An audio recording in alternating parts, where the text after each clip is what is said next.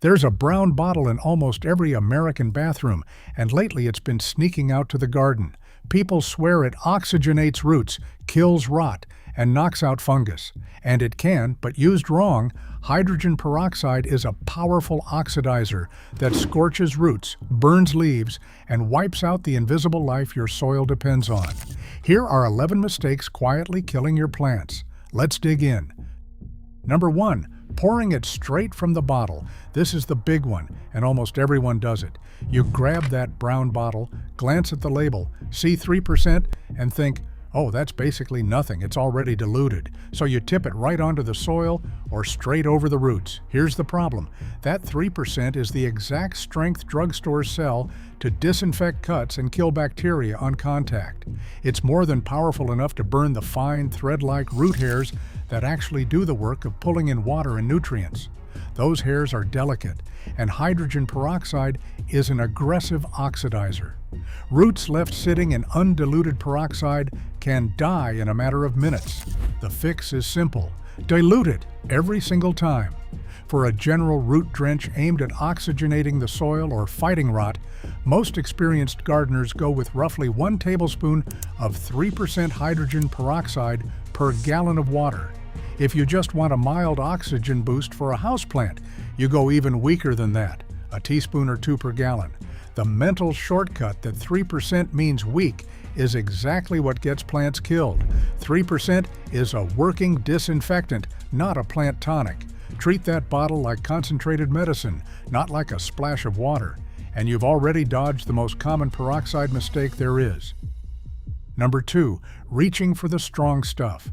If diluting sounds like too much math, some folks swing the other way and think, if 3% works, then stronger must work faster. So they raid the beauty aisle, the pool shed, or a health food store and come back with something far more potent. This is a genuinely dangerous move. Beauty supply developer peroxide can run around 12%. Pool and industrial peroxide climbs to 30 or 35%, and food-grade peroxide sold online is often 35% as well. These are not garden products. They are concentrated stock solutions meant to be diluted way, way down before they ever touch anything living.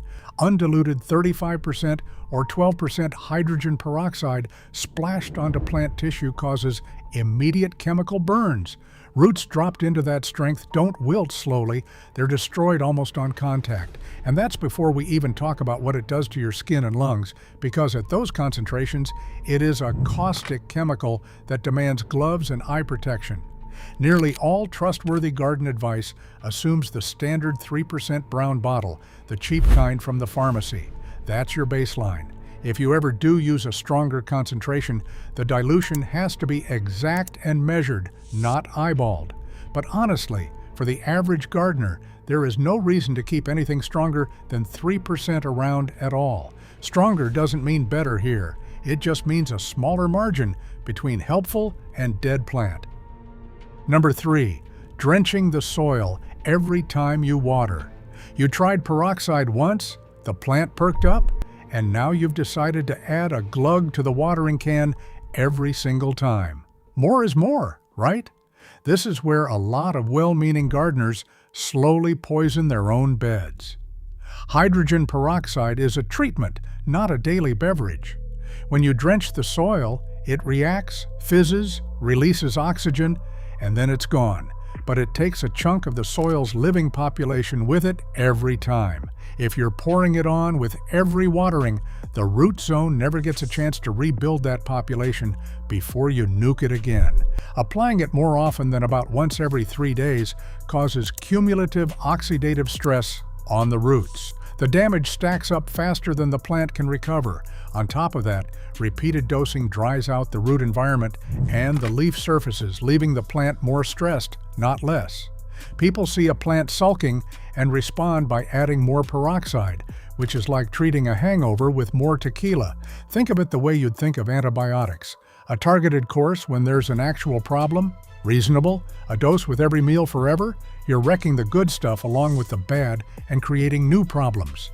Use peroxide when there's a specific issue to solve, stalled growth, a rot problem, fungus gnats, and then back off and let the soil breathe.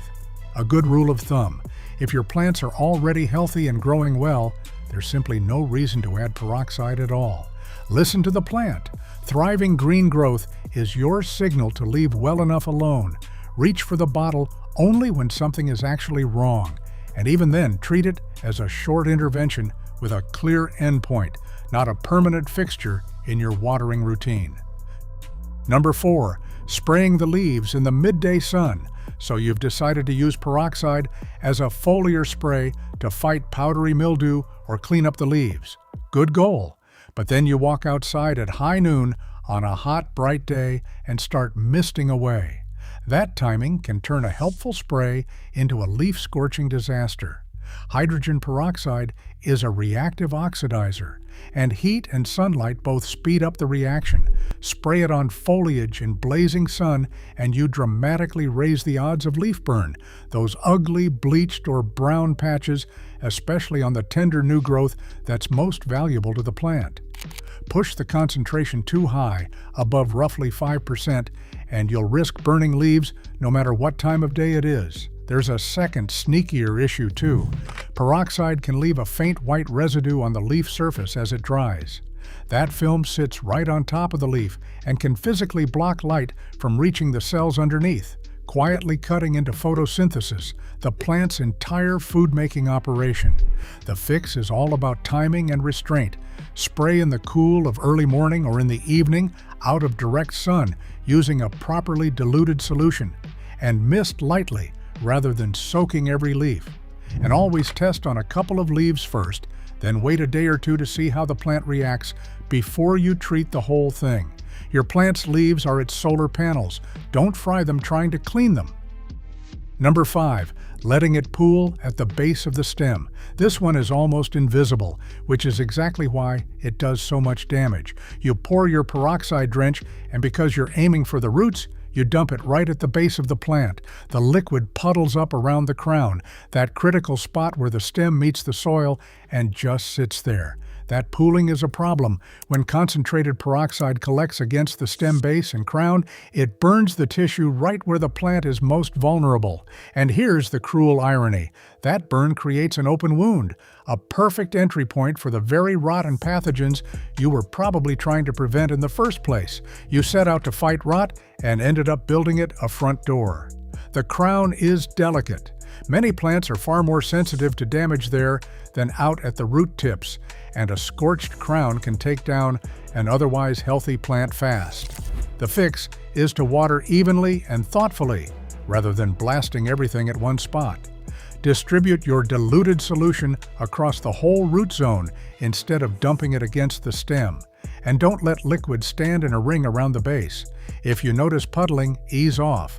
A gentle, even soak reaches the roots you're targeting without turning the crown into collateral damage. This matters even more for plants that are already prone to crown rot, things like succulents, African violets, and many herbs.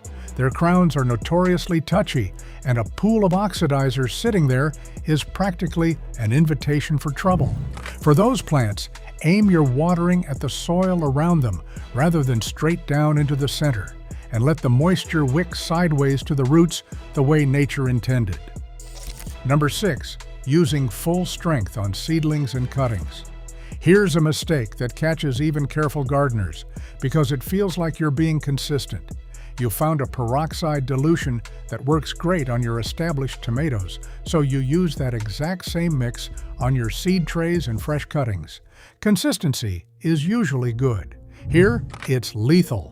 Seedlings and young cuttings have undeveloped, barely formed root systems, and those tender tissues are dramatically more sensitive to oxidative stress than mature roots.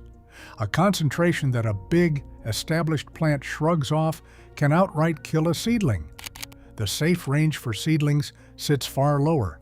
Many growers stay around 0.5%, a fraction of the strength you'd use on a grown plant. And the sensitivity can go even deeper than that. In studies on microgreen and lettuce seedlings, researchers saw leaf damage at concentrations as low as 0.0025%, with one study recommending an upper limit around 0.01% for those tender young plants. That's astonishingly dilute, orders of magnitude weaker than the bottle in your cabinet. The same caution applies to soaking seeds. A quick dilute soak, think roughly 1 part 3% peroxide to 10 parts water for just a few minutes, can help clean the seed coat and nudge germination along. But leave seeds sitting in a strong solution or soak them too long, and you can hurt the very germination you were trying to boost. When it comes to the youngest plants in your garden, the rule is go weaker than you think, then go weaker still. Number 7, treating it like plant food. Somewhere along the way, peroxide picked up a reputation as a kind of miracle grow booster, and a lot of people now pour it on, believing they're feeding their plants. This is a fundamental misunderstanding of what the stuff actually is. Hydrogen peroxide has zero fertilizing value. None. It contains no nitrogen, no phosphorus, no potassium, none of the nutrients that plants actually need to grow. It's water with an extra oxygen atom, and when it breaks down, all it leaves behind is water and a fleeting burst of oxygen. That oxygen can be momentarily helpful in a waterlogged, oxygen-starved root zone, but it is not food, and it vanishes almost immediately. The danger here is what this belief leads people to do. If you're convinced peroxide is nourishing your plants, you might skimp on actual fertilizer, skip building healthy soil, and instead lean on capful after capful of peroxide as if it were a nutrient. Meanwhile, your plant is slowly starving for real nutrients while getting repeatedly stressed by an oxidizer. It's the gardening equivalent of trying to live on sparkling water because the bubbles feel energizing. Peroxide is, at absolute best, an occasional tool for a specific job, an oxygen assist, a mild surface disinfectant. It is never a substitute for feeding your plants properly. If your plant looks hungry, it needs actual nutrition and healthy living soil, not another splash from the brown bottle. And there's a bit of folklore worth busting while we're here. You may have heard the charming claim that peroxide makes plants think plain water is rainwater because rainwater naturally contains trace amounts of peroxide. It's a cute story, but the levels involved are vanishingly small, and dosing your plants from a household bottle bears no resemblance to a gentle rainfall. Rain does plenty of good things for plants, but you can't bottle that effect with a capful of disinfectant. Feed the soil, and the soil feeds the plant. That's the real magic, and no shortcut replaces it. Number 8, expecting it to cure disease inside the plant. Your plant has a nasty fungal or bacterial infection, so you drench it and spray it with peroxide, watch it fizz dramatically, and figure you've knocked the disease out. A few days later, the plant keeps declining, and you're baffled. Here's what went wrong. Hydrogen peroxide can't travel through a plant's internal plumbing to hunt down a disease. As Nick Goltz, director of the University of Connecticut's Plant Diagnostic Laboratory, has explained, peroxide decomposes so rapidly on contact that it simply can't move through the plant's vascular tissue to reach pathogens living inside. It's a surface actor. It reacts, breaks down within minutes, and it's done. That means it offers no lasting systemic disease control. If an infection has already established itself inside the stems, roots, or vascular system of your plant, spraying the outside with peroxide does essentially nothing to it. The fizz you see is the peroxide reacting with surface material.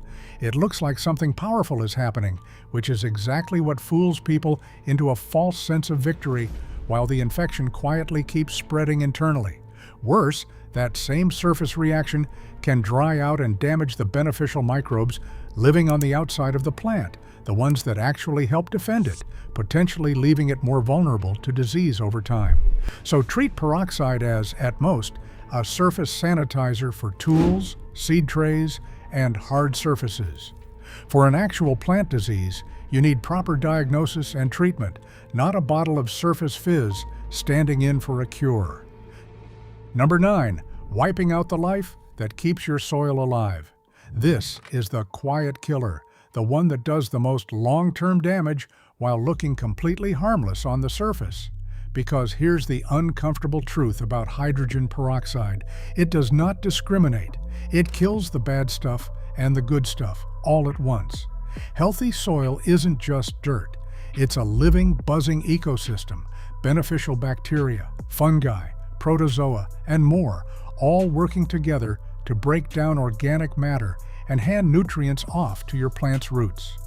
One of the most important members of that crew is mycorrhizal fungi, the fungi that form partnerships directly with plant roots and dramatically extend their ability to pull in water and nutrients.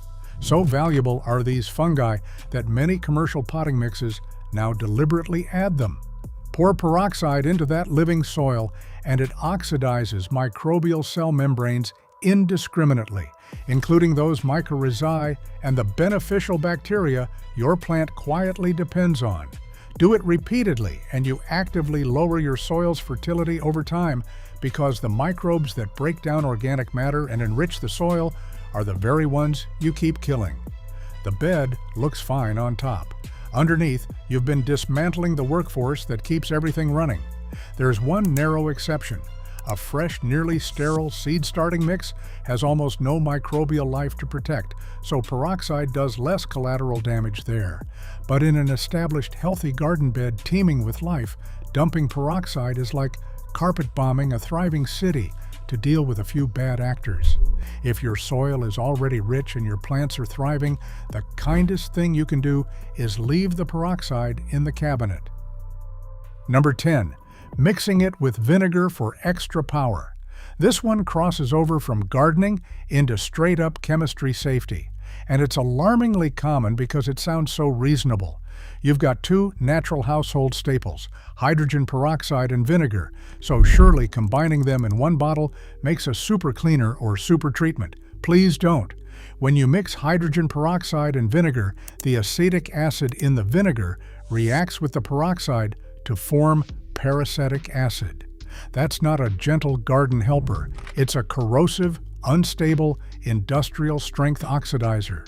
It's the kind of chemical that food processing and water treatment plants handle only under ventilation and protective gear.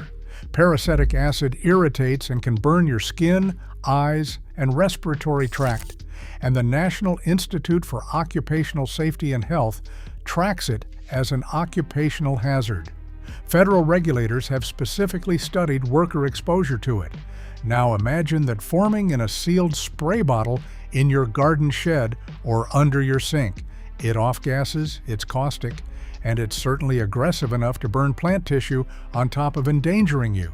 The idea that natural plus natural equals safe is completely false here. You've created something more dangerous than either ingredient alone. And while we are at it, never mix hydrogen peroxide with bleach either, and never mix bleach with vinegar, because that releases toxic chlorine gas that the CDC warns about directly. The safe rule is dead simple. Keep these products in separate bottles, use them one at a time, and never combine them chasing a shortcut. No garden result is worth a lungful of corrosive vapor. Number 11. Using old, light-struck peroxide. Here's the mistake nobody thinks about because it hides in plain sight on your shelf. Hydrogen peroxide is unstable by nature. It breaks down over time, and light and heat speed that break down up. That's the entire reason it's sold in those opaque brown or dark bottles in the first place, to shield it from light. So if you've had a bottle sitting open, half used in a warm, bright spot for a year, there's a good chance it's far weaker than the label claims. Why does that matter for your plants? Because every dilution you calculate depends on knowing the actual starting strength. Use degraded, weakened peroxide, and your carefully mixed solution does nothing. So you assume peroxide doesn't work, dump in way more to compensate, and now you've overshot into burn territory. Your whole measurement system is thrown off by a bottle that isn't what it says it is. Store it correctly, sealed tight, somewhere cool and dark, and don't count on an ancient bottle to be at full strength. There's one more hidden catch. Drugstore hydrogen peroxide usually contains chemical stabilizers added to slow that natural breakdown. Those stabilizers don't just vanish. Over repeated treatments, they can accumulate in your soil. It's yet another reason not to turn peroxide into a routine, everyday additive. An occasional, targeted, correctly stored dose is one thing. A steady drip of stabilizer-laced solution into your beds, week after week, is a slow buildup you don't want. Hydrogen peroxide isn't the villain here. It's a genuine tool that most people simply use too strong, too often, and in all the wrong places. Diluted, occasional, and targeted, it has its moments. Poured on by the capful every day, it quietly dismantles the very soil life your plants live on. If this helped, hit that like button, share it with a fellow gardener, and subscribe for more. Thanks for watching.